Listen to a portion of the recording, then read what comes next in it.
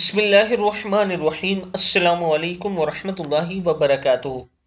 عابد راجہ channel کی طرف سے آج میں اپنے دوستوں کو رسول اللہ صلی اللہ علیہ وآلہ وسلم کا ایک فرمان بتاؤں گا۔ آپ دوستوں نے اس پر ضرور عمل کرنا ہے۔ قیامت والے دن آدمی لایا جائے گا اور آگ میں ڈال دیا جائے گا۔ اس کی انتڑیاں باہر نکل آئیں گی، وہ انہیں لے کر ایسے گھومے گا جیسے گدھا چکی کے ساتھ گھومتا ہے۔